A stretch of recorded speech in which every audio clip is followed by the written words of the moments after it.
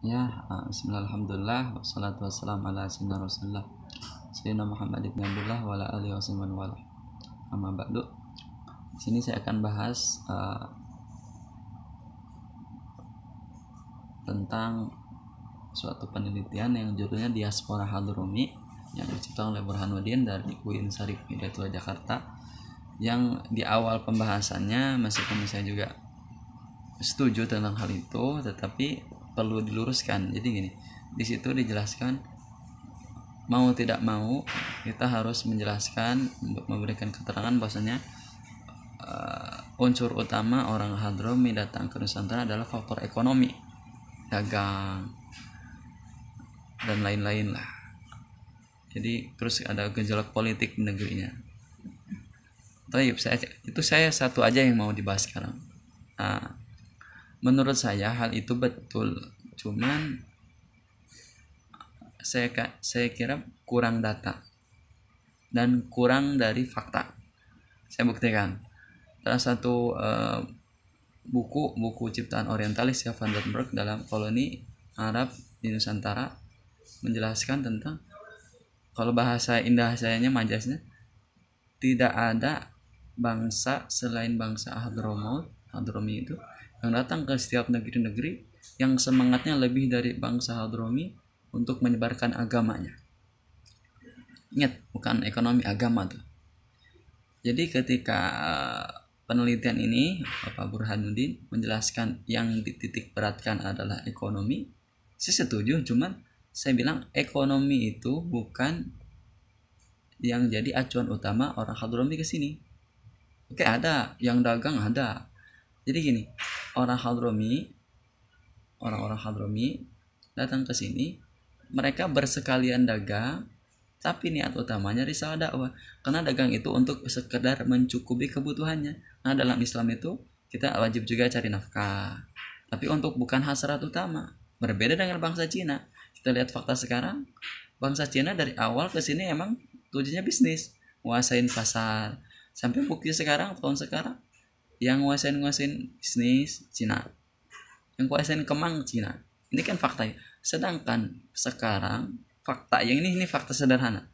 Tidak ada satupun kampung yang di situ ada Habibnya, Sayyidnya, Hadraminya, pasti itu ada majelisnya. Jadi ada unsurnya. Kalau ada Habibnya, ada majelisnya. Baik itu majelis terkenal atau majelis nggak terkenal, pasti ada, minimal ada pondok. Tapi tidak pasti ada toko. Tapi di orang Cina, setiap ada Cina pasti ada toko. Ini logika ini. Jadi saya komparatifkan dari bacaan buku saya, dari artikel-artikel mengenai Hadramaut, sejarah-sejarah klasiknya, ada kitab Mukhtar Mas'un, sejarah kuno yang diciptakan dalam kitab kuning, terus juga dari risalah tentang dakwahnya, terus juga ada empirik saya pengalaman karena memperhatikan bukan 1-2 hari, dan saya skripsinya kebetulan tentang Hadrami, tentang kontribusi Rabithah Alawiyah dalam penyebaran tarekat Bani Alawi di Indonesia. Nah itu penelitian saya plus pengalaman saya plus ada hubungan emosional saya, bukan 1-2-3 hari, tapi sampai 4 tahun dan mungkin lebih sekarang. Sampai sekarang juga saya di Saudi, sampai ketemu dengan Hadrami. Justru itu untuk menguatkan kita menilai suatu bangsa itu dari itu, karena kita melihat kebiasaan itu bukan 1 hari. Kalau seorang melihat menyimpulkan kebiasaan seorang bangsa itu lihat dari hanya riset by artikel, tidak langsung penelitian observasi, atau hanya sekilas 1-2 hari 3 hari, atau melihat satu kasus 2 kasus 3 kasus dari seorang Hadrami tersebut langsung disimpulkan, itu menurut saya kurang tepat dalam masalah penelitian historiografi. Historiografi kan kita kumpulkan sumber primer, cari sumber yang pokok dulu.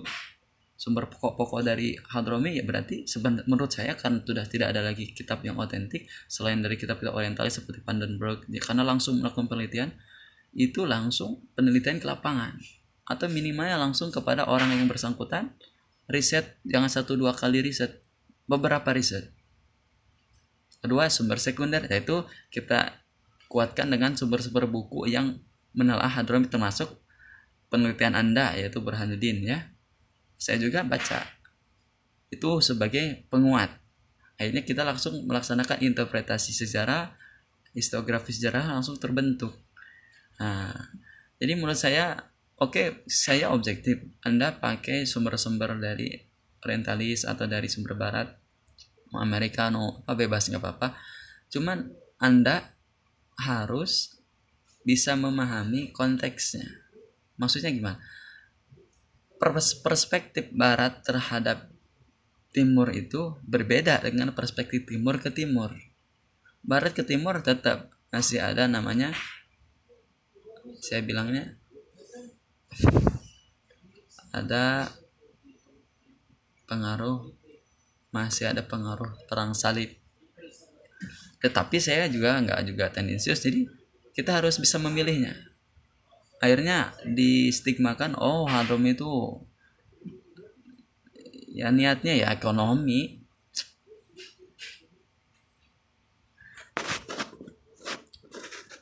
Niatnya ekonomi ya, terus di negara lagi kacau jadi pada keluar. Jadi stigmanya seperti itu. Padahal dari dulu Hadrom itu emang pengembang dakwah risalahnya Islam. Sampai lihat, sampai sekarang guru tua di Sulawesi Tengah namanya di Kota Palu, guru tua Habib Idris Salim Al-Jufri itu guru tua penyebar Hadromi yang menyebarkan risalah dakwah Islam di Indonesia Timur, yang sudah menciptakan yayasan Al-Khairat Jamiah Al-Khairat sampai ke 1000 lebih yayasan cabangnya. Lihat, ini fakta yang nggak bisa tertolak. Kalau kita hitung majelis di Jakarta lah, Jawa Barat, itu pasti pemimpinnya habaib. Nggak pasti habaib berdagang, tapi ada. Lihat, apakah omset yang diciptakan bisnis habaib itu bertriliun-triliun, miliaran, itu di daerah Kemang, Jakarta. Itu sederek toko parfum, siwak, baju muslim, itu apakah toko-toko yang omsetnya triliunan bersaing di internasional? Tidak. Justru dagangnya juga dagang kesunahan, dagang siwak, bentuk agama juga. Jadi Hadrom itu datang ke sini niat awalnya dakwah, udah kalas. Bukti-buktinya Haji Mas Agung menuliskan dalam cerpen, tulisan-tulisan pendeknya, semangat dakwah orang-orang Hadromi. Dakwah sampai lulusan sekarang yang masyhur, lulusan Rubat Tarim bikin majelis fikih, lulusan Darul Mustafa dakwah. Apakah ada lihat sekarang lihat buka gitu bisnis investasi kayak ya, cuman yang itu kan yang gerak ke Cina. Ini kita bukan tendensius ke Cina, tapi ini faktanya seperti ini, wahai Bapak Burhanuddin. Arahkannya justru gini, penelitian Anda belum selesai, masih mentah menurut saya. Karena apa? Karena masih menurut saya kurang dalam observasi masalah dari riset wawancaranya, mungkin sumber primernya kurang. Tapi insya Allah itu segera bagus, udah matang sebenarnya, udah lumayan menuju matang, udah termasuk yang saya bilang kualitasnya bagus lah penelitian Anda daripada penelitian yang lain. Saya juga bikin tulisan pendek di blogs ya, tulisan ya sedikit lah, meskipun saya malas nulis, tapi ya saya respect dengan penelitian Pak Burhanuddin. Tapi ketika mengawali tentang Hadromi, tentang masalah mereka hasratnya ekonomi, saya sangat tidak setuju. Sepakatnya ada, karena ada juga yang dagang, ada. Contoh, pemerintah Belanda mengutus honoris clausanya yaitu Habib Usman bin Yahya sebagai mufti Batavia. Ya Hadromi diarahkannya ke agama, nggak ada yang jadi menteri ekonomi, terus mengurusin fatwa. Akhirnya pada suatu tahun 1888 terfitnah menyebarkan risalah Said Usmannya, Habib Usmannya difitnah sama beberapa orang munafik, orang Belandanya. Itu postingan Said Usman tentang masalah bid'ah khurafat diarahin ke orang-orang tarekat di Banten. Disangkanya Habib Usman menyesat-sesatkan orang tarekat di Banten, kafir. padahal itu risalah umum, itu untuk orang-orang.